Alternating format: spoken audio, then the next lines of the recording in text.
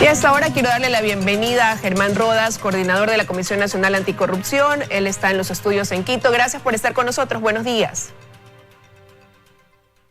A los televidentes, buenos días.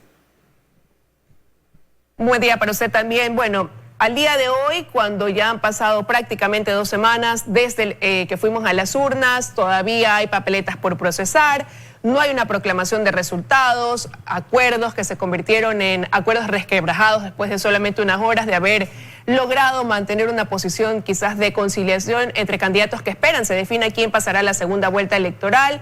Hoy hay este sentimiento de inconformidad ante la forma de actuar o de proceder el CNE al responder ese pedido de ir a un reconteo de votos para generar una transparencia en este proceso, demandado esto por uno de los candidatos. ¿Cómo evalúa usted ha sido en sí el proceso de la primera vuelta electoral y cómo esto de aquí incide dentro de lo que es un proceso democrático en el país? Hemos llegado a la situación del 7 de febrero, luego de tener la acción de un Consejo Nacional Electoral que fue incapaz de responder a los requerimientos del país.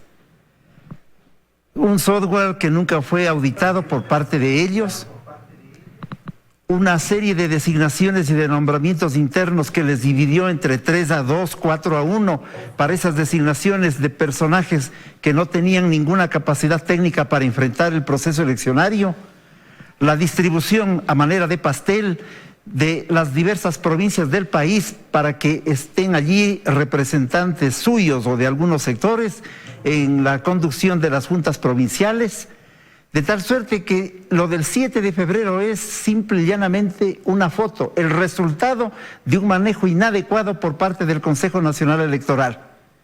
Luego viene aquello que usted acaba de señalar muy bien, lo que sucedió hace una semana, la búsqueda de una fórmula de solución para que la disputa entre los dos candidatos, Lasso y Pérez, sea de manera prístina, clara y transparente mediante un acuerdo que el Consejo Nacional lo incumplió. No lo favoreció, no lo facilitó. Hicieron una reunión que fue un show orquestada entre ellos, se levantó un consejero, aquel que funge de teólogo electoral, y los otros votaron de tal manera que ni se aprobó ni se negó el tema correspondiente a la apertura de las urnas conforme el Consejo Nacional se había comprometido. Pero mire usted, estamos debatiendo si el señor Lasso o el señor Pérez han llegado a la segunda vuelta. Y mi pregunta es, ¿y el señor Arauz tiene el 32% o tiene más? O quizás tiene muchísimo menos. De tal manera que allí queda un conflicto respecto de señalar que parecería que el proceso eleccionario fue el que explotó. El tema es tan grave que el tema de la legitimidad a sí mismo queda en pleno cuestionamiento. Ahora, pero días después de ir a las urnas, la Comisión Nacional Anticorrupción anunció que realizarían una especie de contraloría social apoyada con expertos en temas electorales, precisamente con el fin de transparentar, de que haya una transparencia de este proceso electoral. ¿Qué resultados ha arrojado esa contraloría emprendida por ustedes? Efectivamente, se constituye una plataforma denominada de Contraloría Social al proceso de los escrutinios en general y nos dieron resultados los compañeros técnicos, gente que también, igual que a la comisión, hace trabajo ad honorem, estuvieron en Guayaquil, por ejemplo, y constataron evidentemente lo que lo hemos señalado de manera pública.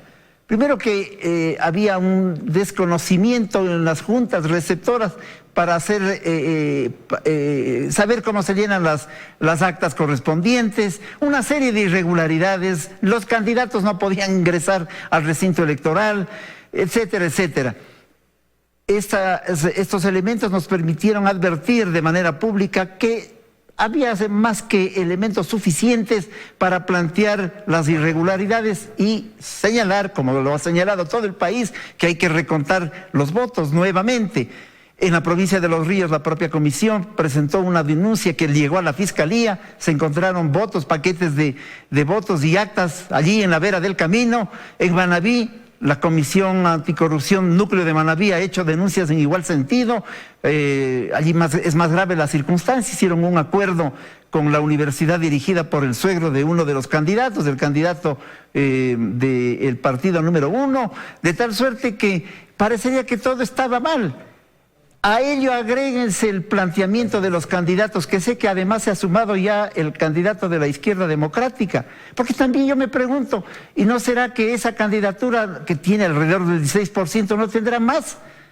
Es decir, estamos en un punto sin salida debido al apuro de llevarnos a una proclamación de resultados cuando hubo un compromiso. Los compromisos se honran, eso es fundamental entre las gentes dignas. Los dos candidatos con dignidad, con discrepancias abiertas, conflictivas entre ellos, aceptaron este asunto de encontrar un mecanismo del recuento y lo incumplió el Consejo Nacional Electoral. Déjeme decirle, de la pandemia de moral y de la corrupción hemos ido a la pandemia de la COVID-19 y estamos a puertas de la convenia de una democracia restringida. Ahora, pero usted ha mencionado que con esta Contraloría Social encontraron irregularidades y ha citado ejemplos en Los Ríos, en Manabí. Sería bueno precisar quizás en dónde más. Y esto se lo pregunto porque precisamente ese pedido de recuento de votos se enfocaba en Guayas, en un 100%, y querían que se dé paso a un 50% de las urnas en 16 provincias, ¿no? En otras provincias más. Sí sería importante quizás precisar esa información. Y también quisiera conocer, usted dice ahí que honrar un compromiso. Ese compromiso era ir a este recuento. Pero ese recuento tiene que ser, dicen las autoridades del CNE, apegado a lo que establece también la ley. Entonces, ¿cuál debería ser en torno a eso la salida? En el año 2017, el propio candidato, señor Lasso, insistió de manera pública la necesidad de un recuento y así ocurrió. De tal manera que ya hay jurisprudencia sobre el asunto antes de la proclamación de resultados. Ese recuento se hizo, acordémonos todos, en el Coliseo Rumiñahui. Ese es un tema específico respecto del cual se puede todavía actuar. Al país hay que darle tranquilidad. Los señores, los cinco del Consejo Nacional Electoral han actuado a lo largo de este periodo en una demostración de absoluta irracionalidad en el cumplimiento de su función. Una perversa actitud. La Comisión Nacional Anticorrupción lo señaló públicamente aquello. Fuimos además al Consejo Nacional Electoral en un momento determinado y les dijimos aquello. Les pedimos inclusive para que se dejen de estar en esa pelea de la distribución de cargos y de puestos y de cálculos políticos. Que den un paso al costado, que le llamen a sus suplentes. Hoy ya está esa oportunidad, una de las vocales ya se ha ido también de vacaciones. A lo mejor los demás deben seguir el ejemplo y provocar que un Consejo Nacional Electoral con seriedad y responsabilidad enfrente el asunto. Pero si aquello no ocurre, que el país les exija el cumplimiento de acuerdos a los que llevaron para darle tranquilidad al país, porque no es un acuerdo con los dos candidatos, es un acuerdo con el país de cara a las masas, de cara a los sectores sociales y populares, de cara a los partidos políticos. Hace una semana, ¿para qué nos dieron entonces ese sainete? Esto debe exigirles del país tarde o temprano que rindan. ¿Hacia dónde está llevando esto de aquí al país? Porque ya hay una decisión tomada, ya se ha dicho que una vez que se termine, pues se reciban estas actas que vienen del exterior de Estados Unidos y Canadá. Este fin de semana se van a proclamar los resultados, se conocerá ya oficialmente quiénes van a esa segunda vuelta electoral y que aquel candidato que esté inconforme pues podrá recurrir a todos estos recursos legales que vienen, ¿no? Después de esto, una impugnación, observación, ir al Tribunal Contencioso Electoral, por ejemplo. Los hechos consumados no constituyen el mejor camino para llegar a resultados idóneos y adecuados. Usted me está hablando de hechos consumados en realidad. Y nosotros estamos preocupados porque la legitimidad, la transparencia, la verdad, la justicia, la equidad, la democracia deben salir fortalecidos de un proceso de esta naturaleza y no quedar en el entredicho como está ocurriendo en este momento. Por una parte aquello, la Comisión Nacional Anticorrupción seguirá cumpliendo su tarea hasta donde le es posible, porque no tenemos una maquinaria para activar en las diversas provincias, digo hasta donde le es posible, constatando este proceso diciéndolo y difundiéndolo y sobre todo, como solemos hacer, judicializándolo, porque damos la cara como en el caso de Los Ríos, demostrando con pruebas los hechos gravísimos que han ocurrido. De tal suerte que la Contraloría Social es el arma de la sociedad, es el arma de la sociedad civil para poder enfrentar al poder.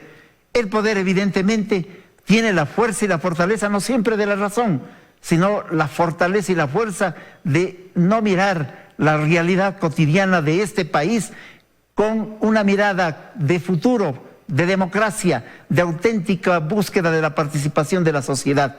De tal suerte que esa es una tarea en la que tenemos que seguir transitando, pero no cabe la menor duda que este es el resultado, todo lo que ha ocurrido, todo este conflicto pandémico de democracia debido a un comportamiento viciado de acciones adecuadas y oportunas por parte de este Consejo Nacional Electoral, que tarde o temprano, decía yo hace un segundo, deberá rendir cuentas ante las autoridades competentes, porque aquello no puede pasar inadvertido en la historia republicana. Pero y eso será, como usted lo ha mencionado, ya ante hechos quizás consumados, como usted lo ha citado. Y quiero preguntarle qué se viene de cara a una segunda vuelta electoral, porque usted ahora ha mencionado que se debía primero cumplir con un acuerdo al que se llegó, y eso llevaba a un reconteo de votos para establecer quién pasaba a la segunda vuelta electoral. Pero al mismo tiempo usted aquí ha cuestionado qué pasa con esa votación quizás del candidato Arauz, qué pasa con esa votación del candidato Hervas. Y ahí la pregunta es si hubiera bastado entonces ese reconteo en ciertas provincias del país ante esas dudas que a ustedes como Comisión Nacional de Anticorrupción les surgen. Que ya hablan más bien de una desconfianza a nivel general del proceso, porque ya abarcaría a otros candidatos. Desde luego, porque puede haber una serie de falencias, y de hecho las hay, no solamente respecto del tema presidencial. Hemos puesto mucha atención a ese tema. ¿Y qué pasa con las diputaciones provinciales y nacionales? Ya hay varios candidatos que también están planteando ese recuento. Es decir, está en crisis el sistema eleccionario que nos pusieron en marcha estos ciudadanos, los causantes de la pandemia de la democracia restringida. Yo creo que por lo tanto es importantísimo el que se atiendan estos planteamientos que comienzan a hacer de diversos sectores sociales. Lastimoso es la circunstancia que vive la patria en este momento, cuando las elecciones deben ser una expresión de la voluntad ciudadana, al menos de esa democracia formal que cada 2 o 4 años nos encolumna para votar por una u otra persona, debió haber sido de manera prístina, transparente. La democracia hay que construirla todos los días, la democracia radical es fundamental. De todas formas, en esta democracia representativa teníamos expectativas, pero hoy nos dejan un panorama incierto. Una segunda vuelta en esas condiciones realmente es complicado. Y sigo insistiendo, a lo mejor el señor Arauz tiene más, mucho más o muchísimo menos, pero nadie va a saber. Fíjese usted que en el caso de Manabí, en muchísimas juntas, no en una, no en 3, no en 5, hay 300 votantes por junta. El candidato que pasa a la primera vuelta, en primer lugar, tiene 450 votos. Es decir, más votos que el número de empadronados en una junta provincial. Otros candidatos tienen 0 y a la mesa de al lado tienen 80 votos. Algo está pasando, algo ocurrió. Es decir, esto no es un asunto planteado porque se nos ocurre o porque a un sector se le ocurre. A la sociedad ecuatoriana hay que darle tranquilidad. Una segunda vuelta electoral en medio de estas dubitaciones, de estas dudas, de estas preocupaciones, ciertamente va a ser preocupante. Ojalá también este tema preocupante no sustituya algo que es fundamental, el debate ideológico, doctrinario, de posturas, de posiciones, que se vuelve indispensable para rescatar al país de esa otra pandemia, que es la pandemia del desempleo, la pandemia de la tragedia, la pandemia de la insalubridad a todo dar, en medio de una tragedia mundial que además es estructural. La lucha contra la corrupción, mire usted, hoy más que nunca nos ha dado la razón en el sentido de que esta es una lucha contra el poder, es por lo tanto sistémica y es por lo tanto estructural.